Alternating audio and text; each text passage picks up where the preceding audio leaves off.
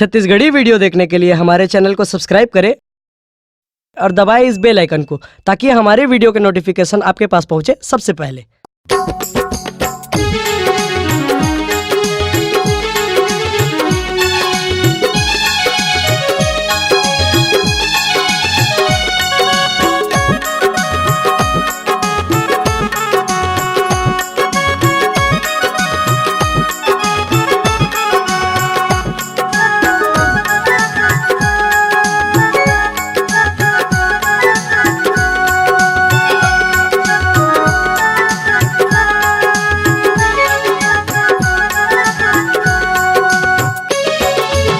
नदी नरवा पानी के बहाव में आबे रानी तहा मोरे गाँव में।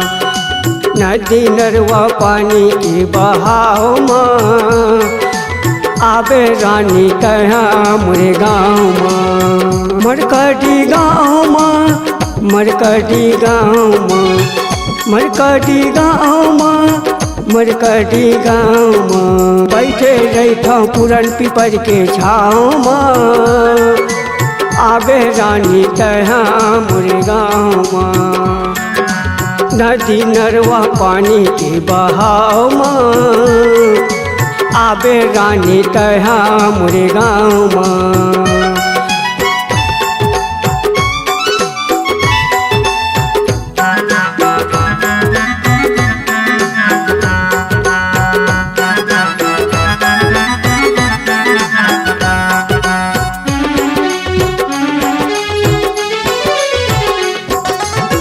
आमा फूले आम के डर में पूछत आबे माया राम के नाम ल।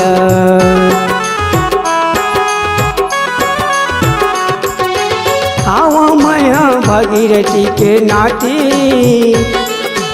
रहिया रानी तोर दुख सुख के साथी, रहिया रानी तोर दुख सुख के साथी।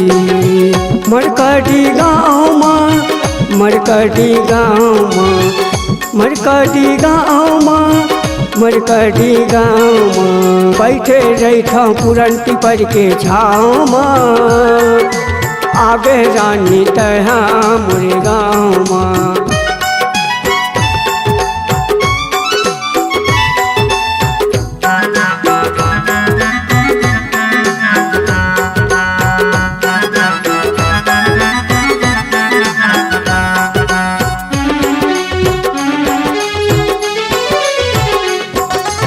रेलगाड़ी उतरबे का अपन गाँव में फुलवा बिछाऊँ तोरे पाँव में।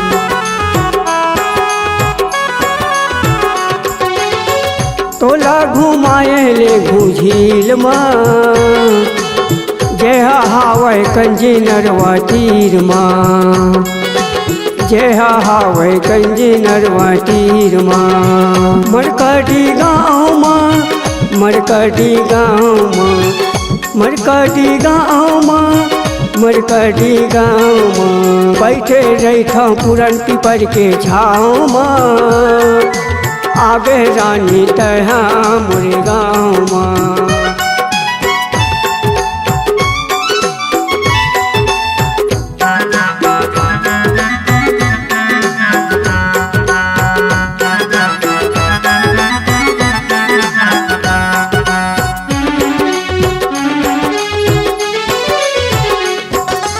मोर मायाला झनकर बे खेलवार रानी तोर बोले हूँ मैं सलवार।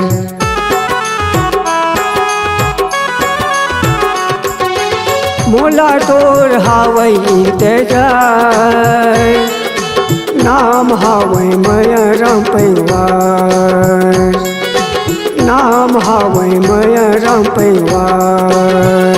मरकटी गाँव में, मरकटी गाँव में, मरकटी गाँव में, मरकटी गाँव में बैठे रैठा पुरन पिपर के छाँव में आबे रानी तहा मोरे गाँव में।